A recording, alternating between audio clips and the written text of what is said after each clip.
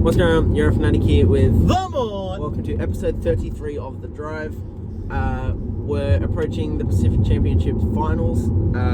It's been pretty good, the championships. Oh, mate, how good was it? We'll go more into the details of that why later, but that's where we're going, I reckon. It's been pretty good to watch, but it's also just ticked over November 1st, so there has been plenty of random transfer rumours and news. So we're just going to go through some of those, starting with Addo-Carr. He's reportedly held a meeting with Eels coach Jason Riles. Mate, they need some speed, and especially Simo quick, but you need a bit more on the edge. I reckon if they get this right, Lomax and Addo-Carr could be the most deadly combo in NRL if they both from the left. Yeah. Mate, the speed, and if Lomax gets those flick passes and doesn't chuck him over the sideline, mate, Addo-Carr just needs half a chance and he's off, man. I really rate that. I like the signing if he goes there. Yep. One of the few people that might take him on for me. Yeah. What do you think about the culture of Eels? Because Addo-Carr now has all these off-field incidents. Do you reckon that could impact Eels? I think I think he's a big dickhead for outright lying and stuff. So I'll have a one fuck up and you're gone policy, basically. One thing and you're gone. That's fair. And you won't give him much because it's a big risk taking him on right now, isn't it? Yeah. Speaking of Lomax, he's come out and said pretty much that he's glad his time with the Dragons is up. It's like a one way saying I'm happy with the Dragons, but mate, shots fired a little bit, eh? Yeah. But so going back to Addo-Carr though, so that back five could be the Lolohea guy that got in from the Panthers or something. Lolohea? Yeah, someone young. From Super League? No, I was gonna say. What? No, there's someone young for the Panthers they got. Oh. Then you got Simonson and Addo-Carr. Have they signed him recently? I think so. And then so Addo-Carr, Simonson is just wingers, and centers Penasini and Sean Russell, you reckon? Yeah, I'm trying to figure out who. There's a young bloke there they got from the Panthers. They signed Dean Hawkins, they signed Josh Papali'i, and Matt Dury re-signed Jordan Samarani. There's a young bloke there, I've seen something. I don't know, but anyway, it's a pretty solid back five. yeah. They're not missing though, because they currently got Sean Russell in the centres. They have Simonson, Penasini. Yeah, I got right now that fullback, I think, the young bloke from Penrith, Addo-Carr and Russell on the wings. And then Lomax, Penasini. Yeah. What do you think about letting Gutho go? I get it. He's on a lot of money, but he's still the best fullback they got available at the club, though. So I won't let him go yet. Yeah, I would not have let Gutho go. I think if you need to get the boys on board, you need to leave Gutho in that team. Yeah. But they need a fresh start, so maybe it's a way to send the message. So I don't think Gutho was. He wasn't the problem. No, he was not the problem. He was one of their best. For sure. Every single year. I tell you the big problem is they're going to have is all these player options, man. Yeah. It's crazy. And even letting go of Campbell Gillard, he's one of the better performers, but again, it's just overpaid. Yeah. I said this thing about Roy Satasi at South. 500,000 was a lot for a time. And he wasn't playing like a $500,000 player. Yeah. Especially for a prop, you need to figure out a way where you get most of your money goes into your spine because they dictate the most, don't they? Yeah. And everyone else will get the piece around them. Because any good fighter will create space for the outside blokes. Sometimes just chuck them the ball go do something, you know? Yeah. I saw that Lomax was basically saying that he's going to Para to win. I found that funny. That's a 50-50. Especially because Dragons, they've lost Ben Hunt, they've lost Lomax. We'll talk about Ben Hunt in a minute, but they've signed Val Holmes and they've signed Damien Cook. And probably Gutherson. Yeah, if Gutho goes to, oh my god. It wasn't that big a deal. the Dragons are starting to They'll make the 8 then. build something if they've got Gutho. I reckon if they get Gutho, Val Holmes is the best centre in the comp for the last 5 years. he's up there. And then you've got Damien Cook, who It's a good signing, but Little will do a good job there last year too. I don't think they needed Cook, but because Little was one of the best hookers this year. Maybe it's a bit of leadership. But yeah, like for the experience that he's bringing. But then Para, they're losing Gutho, they're losing LCG, they're signing Lomax and potentially Addo-Carr. But see, on paper, the Eels seem still very good. Yeah. But these play options, I reckon they got to buy them in the arse. I don't think they're that good on paper. They're losing Seaval as well. I don't think Para are that good on paper. I thought they were. The back 5 looks pretty damn good now, doesn't it? Kind of. And then there's a fullback I don't even know who he is, and Sean Russell's not. Well, so Bailey Simonson then, if you don't like him. Either of them aren't like crazy good. But you got 3 absolute guns there, and Lomax, Addo-Carr. Tennessee is good. Yeah. I don't even know who this fullback guy is. And it's going to be a pretty big drop off from Gutho, I would assume. Yeah, it's massive. But they're saying that Hopwood's back this year though, so as well. So I don't know. I think I don't think Eels improved that much. I think too much off-season shit's gonna stooge them, but the talent is there. I do think Dragons are big improvers, but I don't think. I got Dragons making the 8, man. Dragons will make the 8. And I'll tell you who's gonna drop off later on once we do our full predictions next year though. Yeah. So we'll talk about Ben Hunt. He's leaving the Dragons. Yeah, he's officially gone. Like Flanagan said, no one's bigger than the club, which is the perfect attitude you need. Yeah, that's why like Flanagan at the Dragons, he's one of the better coaches in the comp. Sure. So I see him taking them to the 8. Para, they've got Trent Barrett coming, don't they? I don't even know what Barrett's gone coaching situation. Barrett's gone to the Broncos, the assistant. Oh damn. Okay. We'll get to the Broncos thing in a minute. Yeah. Once we talk about the South Stocko.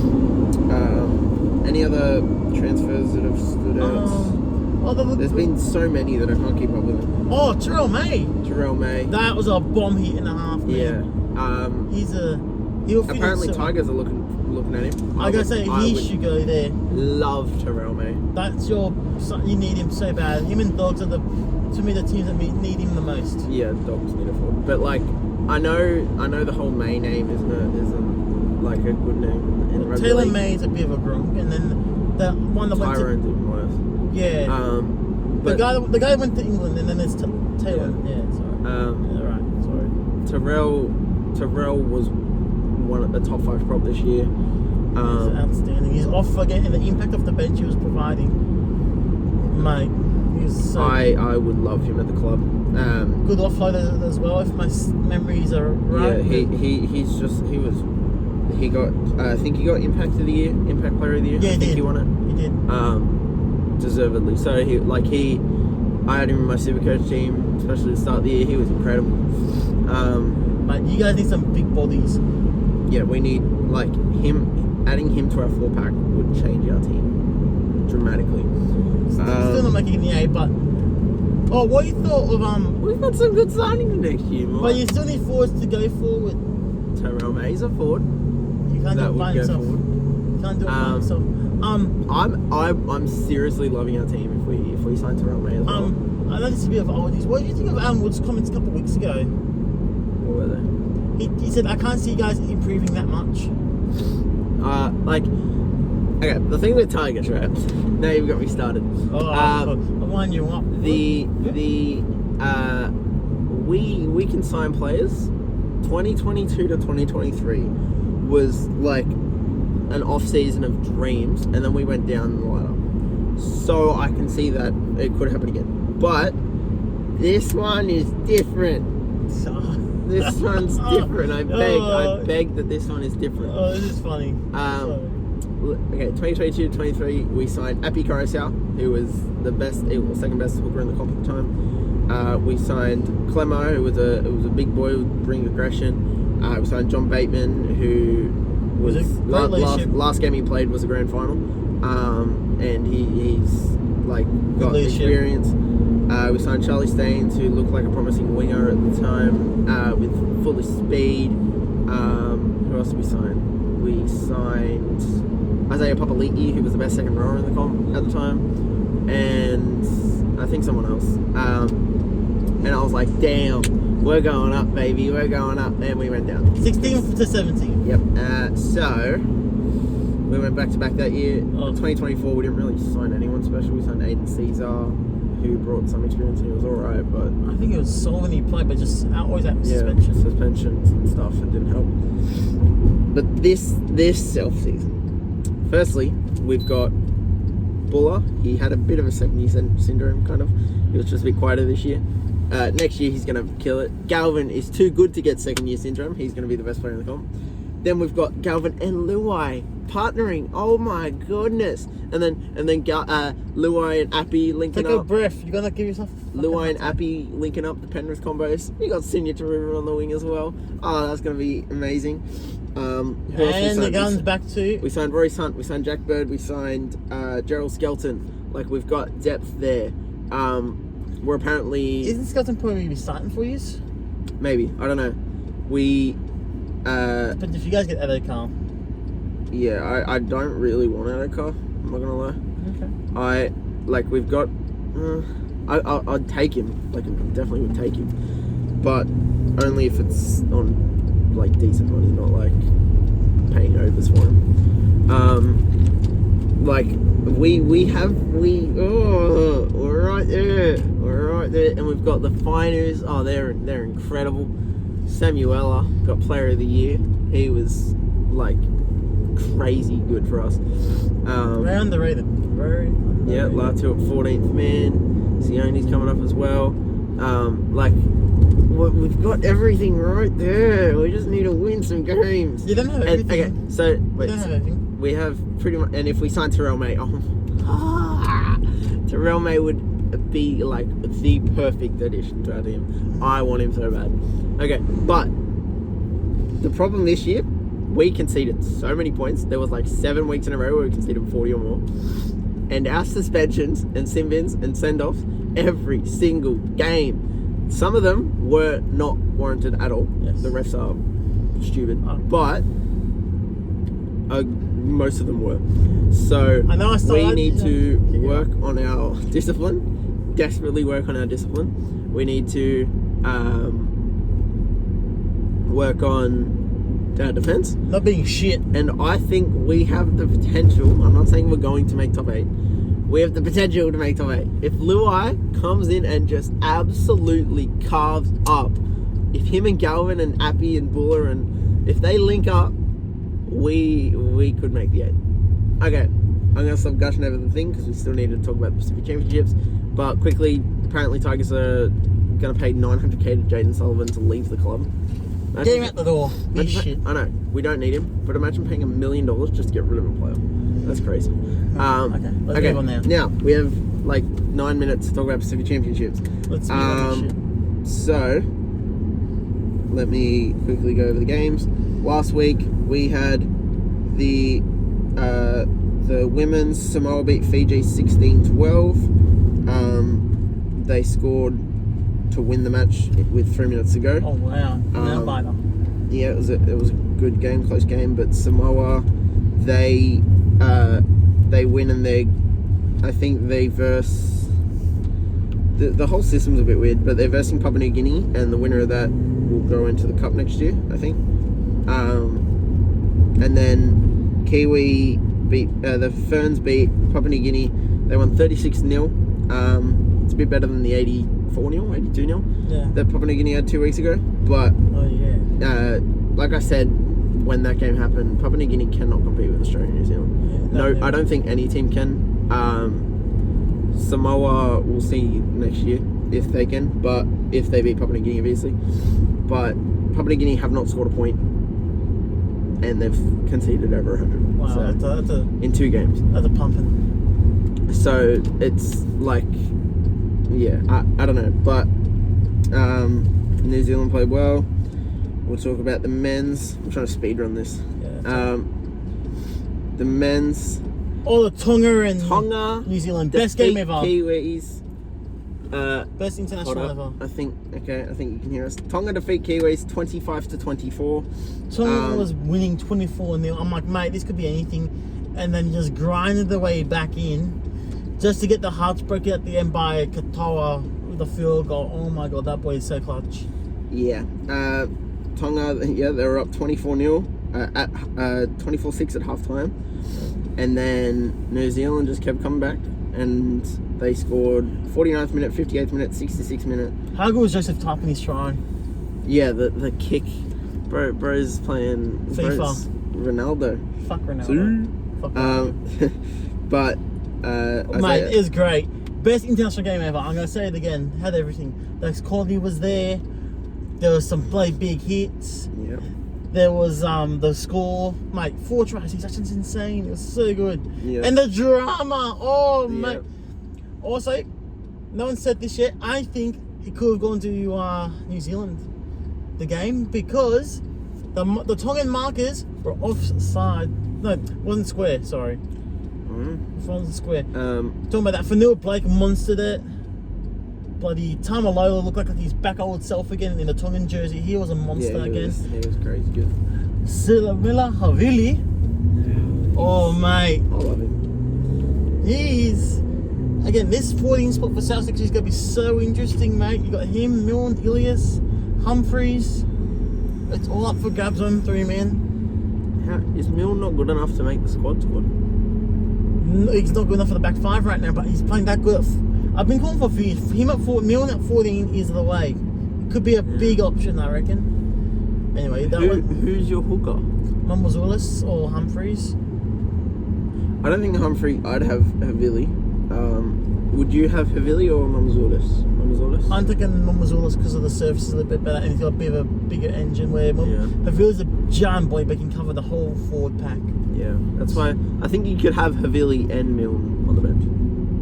I wouldn't, because the way I set up my team, I got guns coming for my bench with South. Yeah. Like this guy sounds different. So Tolo was starting on the bench and Mole and Kamatangi my starting props. Kamatangi should be a starting lock. He's better than Cam Murray. No, you need them both in the middle. So one got Kamatangi to prop. Anyway, but great game though. That try from Tavernier was crazy. Isaiah Katoa kicked the field goal. Oh mate. But I've seen a lot of talk about Sean Johnson not being able to clutch the win. Like a lot of criticism on Sean Johnson. I haven't seen by much. some people. I think he's played. I think he's played bloody good. Yeah, like I did see the ending of like that clip. I looked at it again. When Kiwis were trying to go for that field goal, they looked lost. They didn't go down in the middle. They went down the blind side. I remember that. Yeah, like Sean Johnson, I think kicked and it got charged down, and then I think Asako went for the kick and he had plenty of time. Oh no, it was a 6 again, wasn't it? It was. I think it was a minute to go. It was 6 again, and they just kicked straight away instead of using the last minute to get closer, get in a better position. Well, they had. I would have written out the clock personally, and then try at least. I'll put 2 or 3 plays on to try and score on the edge. Yeah. Then if that doesn't work, get back in the middle for the field goal. Yeah. I think they did kind of choke the ending a little bit there. Yeah. But it was a crazy game. You think it's the best international game ever? I think so right now. And then we've got Papua New Guinea. They beat Cook Islands 42-20. Bit of improvement. Yeah. They actually scored a bit more points this time around. Yeah, Papua New Guinea will now face Kiwis in a promotion relegation battle. Imagine Kiwis in the Pacific Bowl. They will rip everyone apart. Yeah, that's so. If Papua New Guinea had to pull off an upset, it's then Australia, Tonga, and Papua New Guinea in the cup, and then Kiwis, Fiji, and Cook Islands in the Pacific Bowl. That would be crazy. That would be like an all-time upset. Yeah, if Papua New Guinea had to beat Kiwis, they're paying $7. Whew. And Tonga are paying $6.50 to beat Australia. I think those Tonga odds are actually decent. Those Tonga, mate, their forward pack's great. And Kamatangi didn't even play. They should not be paying $6.50. I think they should be paying like $4.50. Yeah, no more. $6.50. Is massive. You could jump on Tonga, I reckon. Yeah, that's good value. Kiwis are $1.10. Australia are $1.12. So Australia, Tonga for the Cup, and then Kiwis, Papua New Guinea for the promotion relegation to the Bowl. Is that all the games over the week? And then the women's, Papua New Guinea versus Samoa. That's the promotion relegation game. I would pick Samoa to win that. Papua New Guinea, I think they'll score some points this time, but like, I don't see them competing with Australia and New Zealand. I think Samoa could do a little bit better. And then Australia versus New Zealand to win. That'll be a great game. Australia, I'm picking them obviously. Yeah. I do find it weird that for the men's. Oh, they're scheduled stupid. Yeah, I find it weird that Australia Tonga is before New Zealand Papua New Guinea. That should be the closer. Yeah, like why is the promotion relegation the main event over the Pacific Cup champ? Yeah, they're sitting there mid card. I find that really, really weird. They're sitting there mid card. Yeah, I don't get it. It's a bit whack. I agree with that wholeheartedly. Yeah. Is that it for the Pacific? Is there anything else? That's pretty much it. Anything you want to talk about? Oh, the South Stock are chasing glory, Right, mate. Yeah. Any Fielding South fan needs to watch these documentaries. The first episode was fantastic, but like all the preparation, everything that's going into the year, and then episode 2 fell off a little bit How far does it go back? to 2014. It's just like basically from Madge. 2014 Like, Rabbitohs, a yeah. documentary on them. It's basically about the winning the 10 years since we won the comp, basically. Yeah.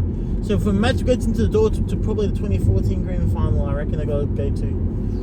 I'm not going with any spoilers, but if there's anything like Madge's first pre-season, oh my god, these Broncos boys are in for some pain. Have you seen it on YouTube? Because YouTube comes out Thursday, but since I'm a South member, it comes out earlier. Yeah, I haven't seen any mate, of the doco. You need to watch it. Any Dream Rugby League fan needs to jump on it. South fan, a must watch. Yeah. I'm telling you, man, Madge, you'll fall in love with Madge all over again. Alright, you tell me. Madge, that's good enough. Alright, Madge. That's going to be it for this episode. Like, subscribe, do all that. Keep an eye out for a special announcement coming soon. That's it. See you more.